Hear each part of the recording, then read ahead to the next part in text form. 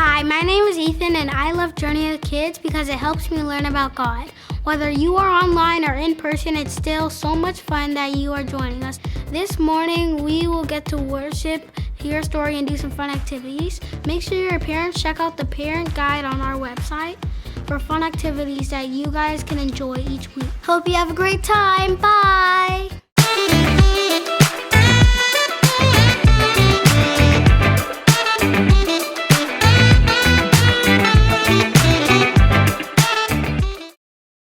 Hope is here, shout the news to everyone. It's a new day, peace has come. Jesus saves, mercy triumphs at the cross. Love has come to rescue us. Jesus saves. Hope is here, what a joyful noise we make as we join with heaven's song to let all the world know that Jesus saves. Praise a shout to let all the world know that Jesus saves. Free at last, every debt has been repaid. Broken hearts can be remade. Jesus saves. Sing above the storms of life, singing through the darkest night. Jesus saves.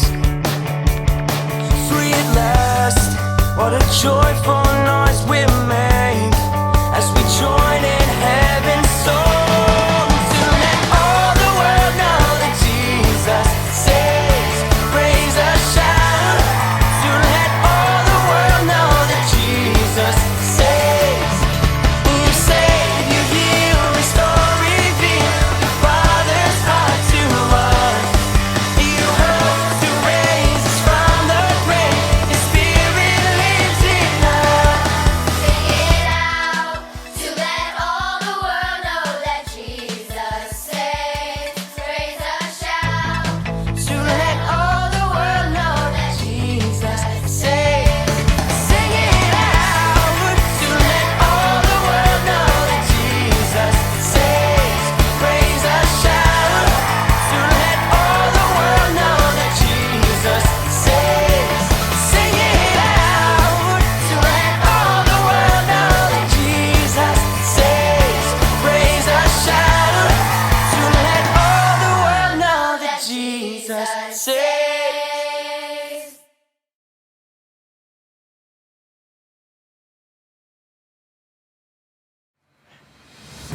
Hey there, welcome to Story Lab. This week we're talking about humility while we take a look at the story of two guys on a road trip who had the greatest surprise of their lives. Ooh, spicy.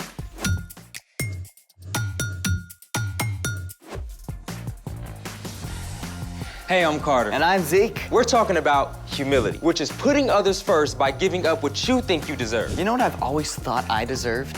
What? An invisibility cloak. What would you do with the invisibility cloak? I am so glad you asked. Wrapped in a secret sheath of invisibility, there's nothing I couldn't do.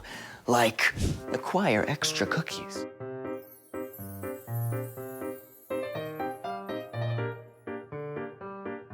Or surprise my friends.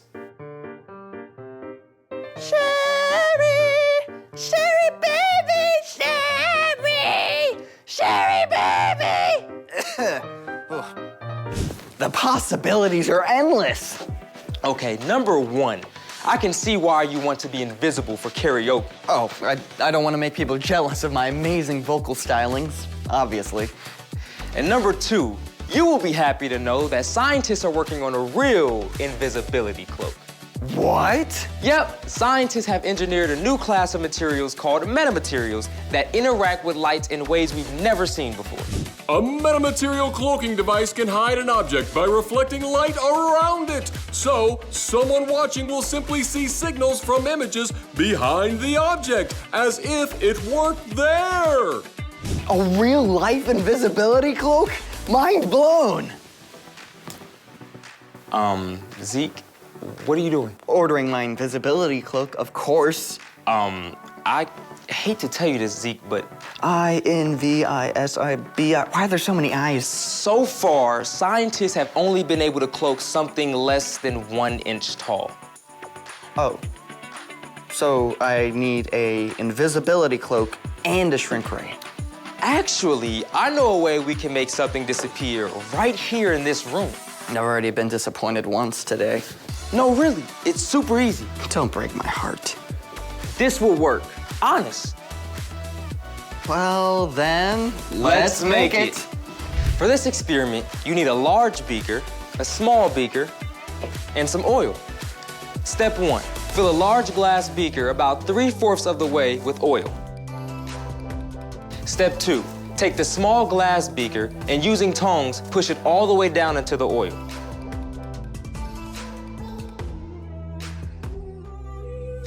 There you go. Whoa, it really worked. I can't see the small beaker at all. It's our very own cloaking device. Okay, science. How does this happen?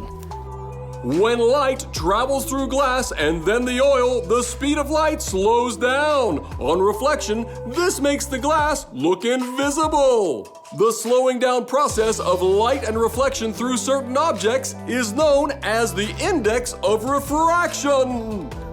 The beaker really is in there, right? Yeah?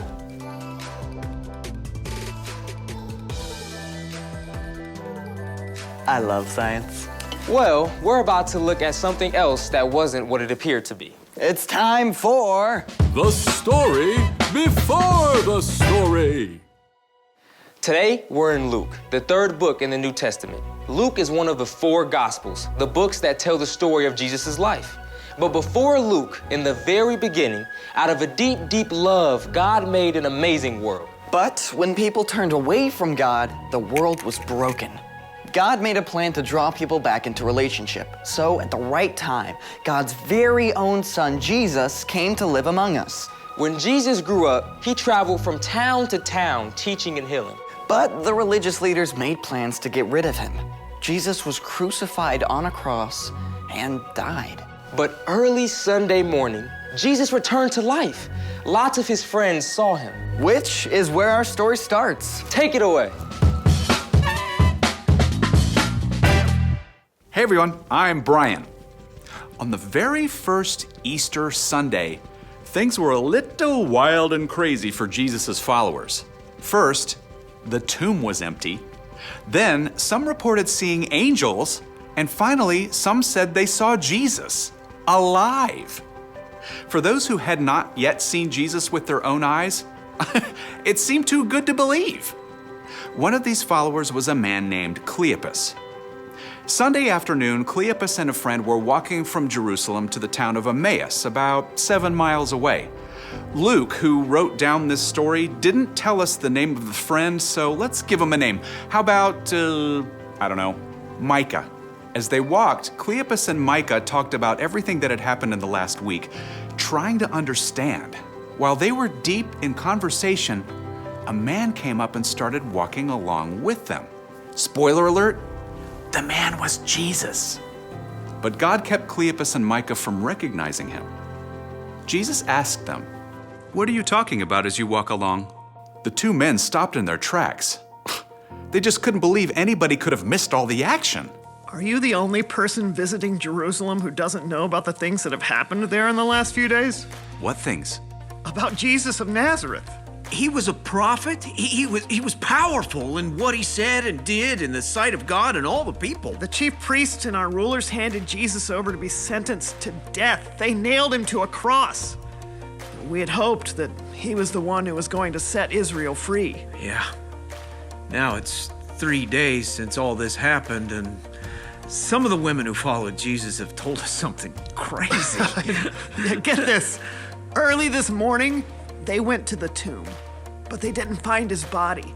They came and told us they saw angels who said Jesus was alive. After that, some of our friends went to the tomb. They saw it was empty, just as the women had said.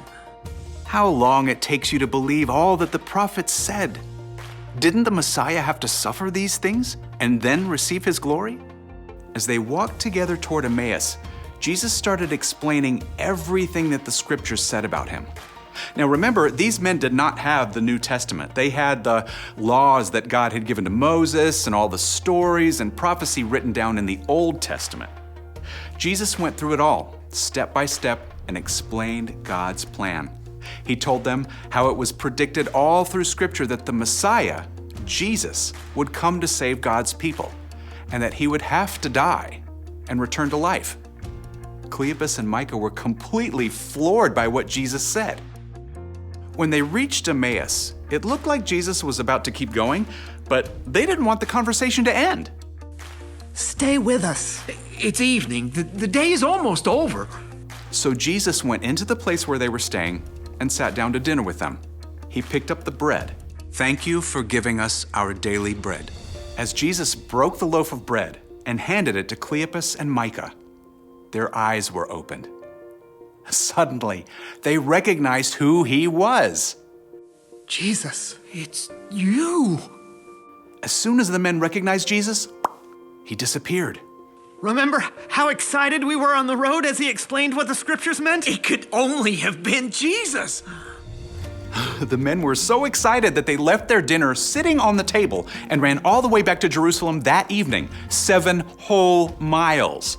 They went immediately to the place where Jesus' closest friends were staying. We've seen Jesus. He walked with us on the road to Emmaus. The men told about everything that had happened. It was just one more amazing confirmation of the incredible truth. Yeah, that Jesus is alive. The end. Just imagine if you're one of those guys. I mean, you find out it's Jesus, and then he just disappears. Like he can do that now.